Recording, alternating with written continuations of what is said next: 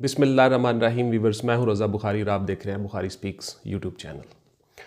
تو ویورز، آج کی جو میری ویڈیو ہے یہ ذرا روٹین سے ہٹ کے ہے۔ اس میں چونکہ آج کل وہ بڑا کرونا کا جو ایشو پھیلا ہوا ہے، کرونا وائرس، تو اس سلسلے میں نے سوچا آج کی ذرا ویڈیو آپ کو بنا دوں اور آپ کو بتا دوں کچھ حقائق، کچھ چیزیں۔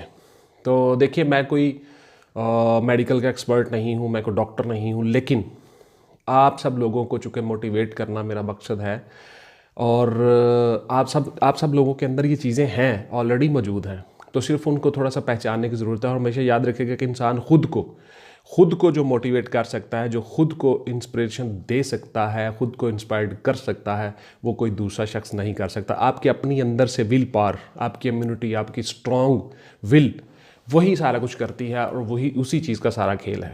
تو اس کی کافی ساری مثالیں ہیں، ویڈیو لمبی ہو جائے گی، لیکن یہ ہے کہ آپ اپنی ول پاور سے اپنے ہر چیز پہ قابو پا سکتے ہیں۔ کوئی بیماری ہے، کچھ ہے، آپ اپنی بیماری سے لڑ سکتے ہیں۔ دنیا میں بہت سے ایسے لوگ ہیں جنہوں نے اپنی ول پاور کے سر پہ ان بیماریوں پہ نہ صرف قابو پایا بلکہ آئندہ آنے والی زندگی بھی صحت مند گزارتے رہے۔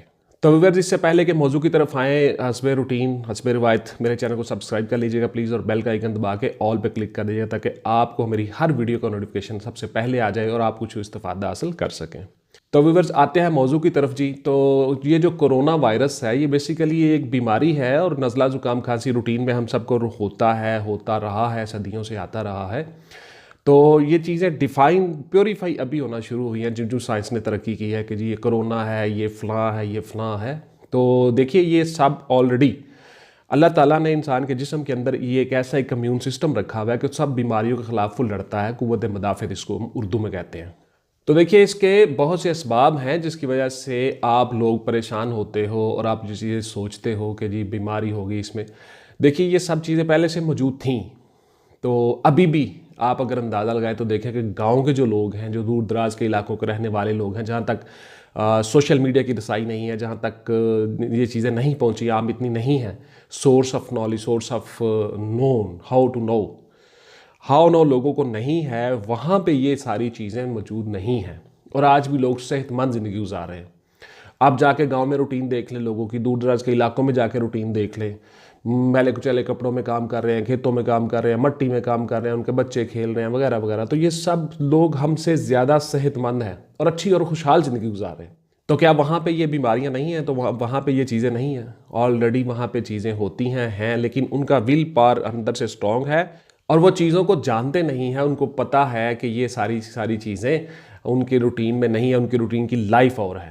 تو دیکھیے، یہ سب سے پہلی بات تو یہ ہے کہ یہ جو آپ کا میڈیا ہے، سوشل میڈیا ہے، آپ کے ٹویٹر ہے، فیس بک ہے، واٹس ایپ ہے، آپ کا جو ایون کہ ٹیلی ویژن، یہ ساری کی ساری چیزیں آپ کو اویئرنیس دے رہی ہوتی ہیں، لیکن اویئرنیس کے ساتھ ساتھ بہت سی ایسی چیزیں ہوتی ہیں جس سے وہ ہائپ کریٹ کر رہے ہوتے ہیں، آپ لوگ کو ڈرا رہے ہوتے ہیں کہ جی ایسا ہے ایسا ہے۔ اس میں کافی ساری چیزیں انوالو ہوتی ہیں، اور سب سے بڑی چیز میں کیا ہے؟ بزنس۔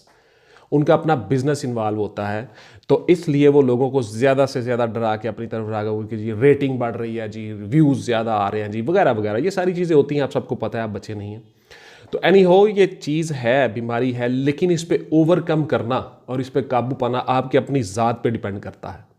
تو سب سے پہلے میرا مشورہ یہ ہے کہ یہ سوشل میڈیا سے ذرا پرہیز کیجئے، تھوڑا سا اپنے آپ کو تھوڑا ریزرو کیجئے، اور پھر اس کے بعد ایکسرسائز کیجئے، اپنی روٹین کی لائف، تازہ سبزیاں اور پھلوں کا استعمال کیجئے، جوسز کا استعمال کیجئے، اور یہ جنک فوڈ اور یہ بوتلیں شوتلیں، یہ ساری چیزیں، جو برگر ہیں، یہ جو آپ کے شوارمے ہیں، یہ ساری کی ساری چیزیں، اس طرح کی چیزوں سے پرہیز کریں۔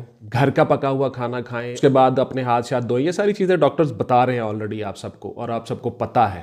تو اس کے ساتھ ساتھ میں جو اسپیشلی آج کی جو میں ویڈیو بنا رہا ہوں، اس میں سب سے ضروری بات جو میں آپ کو بتانا چاہ رہا ہوں وہ یہ ہے کہ جو ہمارے دین نے بڑا خوبصورت ایک نظام دیا ہے، اسلام نے، اس نظام میں آپ آ جاؤ۔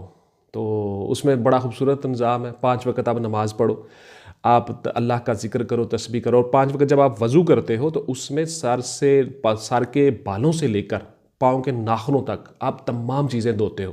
کیا خوبصورت نظام ہے۔ جب آپ سر کا مسح کرتے ہو تو پھر آپ کے اپنے کانوں کے اندر بھی انگلیاں ڈال کے کانوں کے اندر تک کی صفائی کرتے ہو۔ اس کے بعد پھر اپنے پاؤں کی انگلیاں، پھر انگلیوں کے اندر سے، مطلب پورے کا پورا جسم، باڈی آپ کی دھل جاتی ہے، صاف ہو جاتی ہے، خصوصاً وہ پارٹس جو ننگے رہتے ہیں، جن کے اوپر کپڑا نہیں ہوتا۔ تو جو باہر سے جراثیم چمٹے ہوتے ہیں، چیزیں چمڑی ہوتی ہیں، وائرس وغیرہ، وہ سارے کے سارے دھل جاتے ہیں اور آپ خوبصورتی سے اللہ کی عبادت بھی کر لیتے ہو اور آپ کی صفائی بھی ہو جاتی ہے۔ تو بڑا خوبصورت ہے، الطہور شطر الایمان، صفائی نصف ایمان ہے۔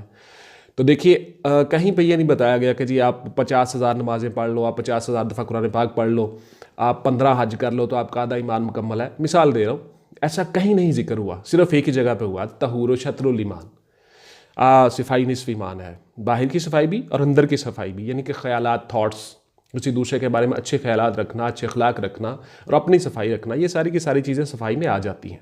تو دیکھیے یہ ساری چیزیں آپ اپنائیے، آپ دین میں آ جائیے، اللہ کی پناہ میں آ جائیے۔ اور ایک بڑی خوبصورت سی تسبیح آپ کو بتاتا ہوں، خصوصاً وہ ذکر روزانہ کرے، 300 دفعہ کم از کم روزانہ آپ نے کرنی ہے۔ اس سے زیادہ اٹھتے بیٹھتے چلتے پھرتے لیٹے ہوئے، کیونکہ اللہ نے قرآن میں کہا کہ مجھے کروٹوں کے بل یاد کرو، تو اس لیے آپ کبھی بھی یہ پڑھ سکتے ہو، ان ربی علی کل شیء حفیظ، ان ربی علی کل شیء حفیظ، بے شک میرا رب سب سے بڑا محافظ ہے، تمام چیزوں کی حفاظت فرمانے والا ہے۔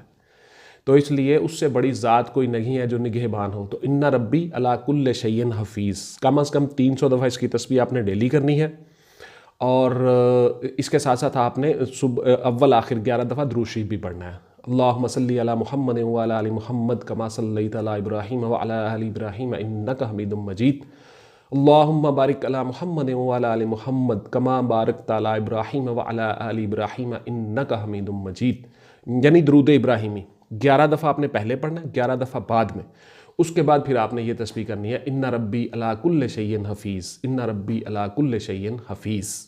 تو اس کے ساتھ ساتھ ایک دوسری تسبیح بھی ہے، وہ بھی آپ کیا کیجئے، روٹین کا حصہ بنا لیجئے، یا سلام یا مومن یا اللہ، یا سلام یا مومن یا اللہ، سین کے اوپر زبر ہے، یا سلام یا مومن یا اللہ، یہ 3 اسماء ہیں اللہ کے بڑے خوبصورت، تو اس میں آپ اللہ کی سلامتی میں، اللہ کی پناہ میں آ جاؤ گے۔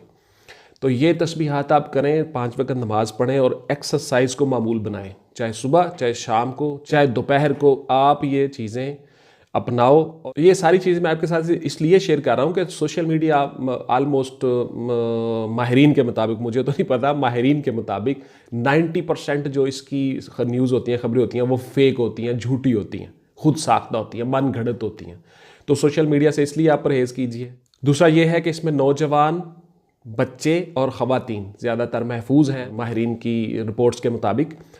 تو اس کے ساتھ ساتھ جو بزرگ ہیں، جو بوڑھے لوگ ہیں، 50 سال سے اوپر ہیں، ان کو تھوڑا سا خطرہ ہے۔ لیکن اس کے ساتھ ساتھ میں آپ کے ساتھ شیئر کرتا ہوں کہ چائنا میں 106 سالہ بوڑھی عورت، 106 سالہ بوڑھی عورت، اس کو کرونا وائرس ہوا، ڈائگنوز ہوا، اس نے ہاسپٹل میں سے اس کا علاج ہوا، 6 دن کے بعد وہ صحت یاب ہو کے گھر واپس گئی، کہ اس نے کہا کہ میں نے کرونا کو ڈیفیٹ کرنا ہے، اس کو مات دینی ہے، میں اس پہ اوور کم کروں گی، مجھے نہیں کچھ ہو سکتا، کرونا کی ایسی کی تیسی، یعنی اس نے اپنی ول پار پہ اس پہ قابو ڈالا۔ آن ریکارڈ ہے، آپ دیکھ لیجئے، ریسرچ کر لیجئے چائنا میں۔ تو ایسا ہے کہ اس میں آپ کو کچھ بھی نہیں ہے، یہ صرف ایک نزلہ زکام اور کھانسی ہوتی ہے، بخار ہوتا ہے ہلکا سا، 14 دن یا 15 دن کا ایک پیریڈ ہوتا ہے، اس میں آپ سروائیو کر گئے تو آپ کچھ بھی نہیں ہے۔ صرف اپنے آپ کو ذہنی طور پہ تیار کریں، اپنے امیون سسٹم کو بہتر کریں، پھلوں کا جوس استعمال کریں، پھل استعمال کریں اور گھر کی چیزیں کھائیں۔ تو اس کے ساتھ ساتھ آپ اللہ کی پناہ میں آ جاؤ، اللہ کی تسبیحات اور ذکر کرو، نماز پڑھو 5 وقت، اور اس کے ساتھ ساتھ ایکسرسائز کرو، تو اللہ کے فضل و کرم سے کوئی بیماری کسی طرح کی آپ کو نہیں چمٹ سکتی۔ تو دوسری سب سے اہم بات یہ ہے کہ یہ زیادہ تر ٹھنڈے ملکوں کو افیکٹ کر رہا ہے، یعنی کہ یہ گرم ملکوں میں نہیں ہو سکتا۔ تو اس کے ساتھ ساتھ آپ سب کو پتہ ہے کہ اپریل میں جا کے ہماری انشاءاللہ تعالیٰ یہ کلیئر ہو جائے گی، دھوپ لگنی شروع ہو جائے گی، سورج نکل آئے گا، ٹیمپریچر زیادہ ہو جائے گا، تو اپریل تک یہ معاملات سارے ویسے ہی درست ہو جائیں گے الحمدللہ۔